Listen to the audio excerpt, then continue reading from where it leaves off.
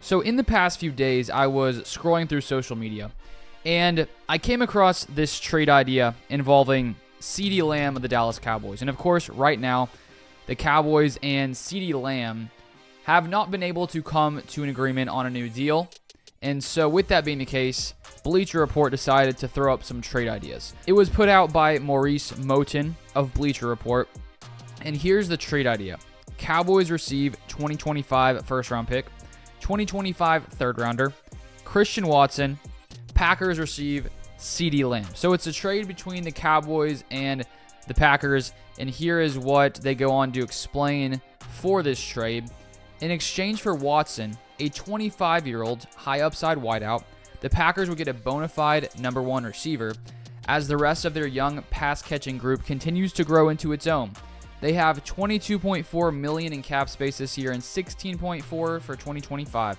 The front office can restructure contracts to free up space if necessary. The Cowboys may not love the idea of trading Lamb to the team that throttled them in the 2023 NFC wildcard round, but if they struggle to reach a new contract agreement with him, Dallas may see this offer as the best proposal in a resolution. So I do not think this is a good trade idea. I do not think that this would make sense for either side. Here's why. From Dallas's perspective, I honestly think they are going to get a deal done with CeeDee Lamb. I think that it's just a business. Contracts take time. You have to decide on the years, the guaranteed money. The Cowboys like to be complicated. Jerry Jones likes to be complicated. He loves to drag things out because the media talks and talks and talks about the Cowboys nonstop, and he does a good job of ensuring that takes place with his different interviews he does. But from the Cowboys' perspective, outside of CeeDee Lamb, the receiver core is pretty weak. You have Brandon Cooks.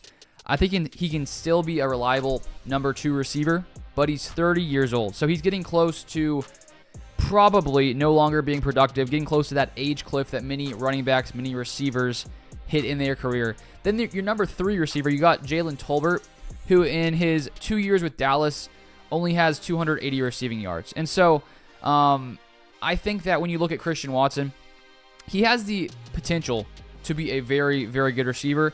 His issue is staying healthy, and he has not been able to do that in his 2 seasons in Green Bay. And hopefully it happens for him in his third year, but we can't know that for a fact. And so I think that the Cowboys receiver core would be much weaker with Christian Watson leading them, trying to be the number one receiver, than CeeDee Lamb. And I just do not think that is a risk that the Cowboys would have any reason for taking. And of course, you have to look at the draft capital. 2025 first, 2025 third. So maybe in next year, 2025 first, you can draft a receiver if you feel like you need to build some depth. You have a third round or two. I just think when you have a talent at the level that CeeDee Lamb is at, top tier receiver, I don't think he's quite Justin Jefferson, but he's pretty much as close as you can get when you look at other receivers around the league. I think he does deserve $33-ish million.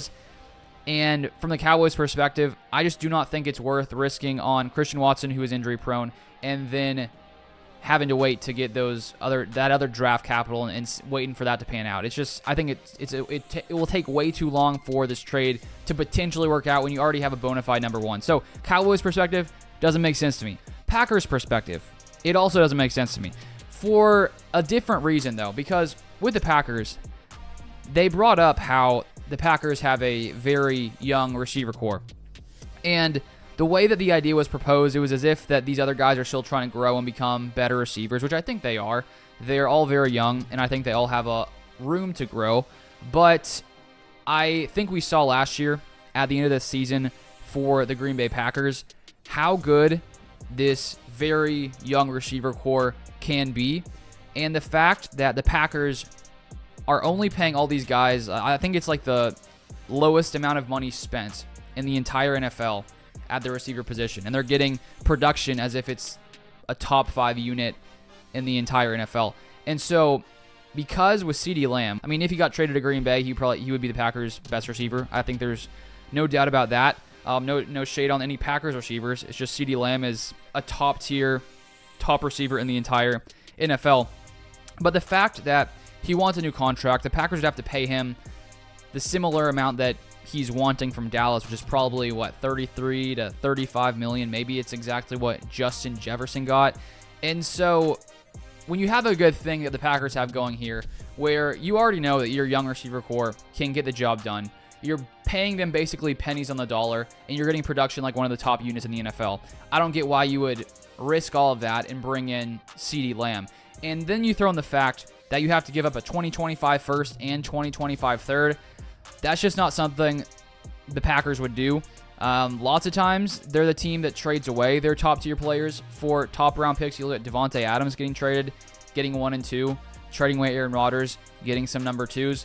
And so from the Packers' perspective, why mess up what is already working so well? So I think from both sides, it's just not a trade that I think any team would have any desire to make.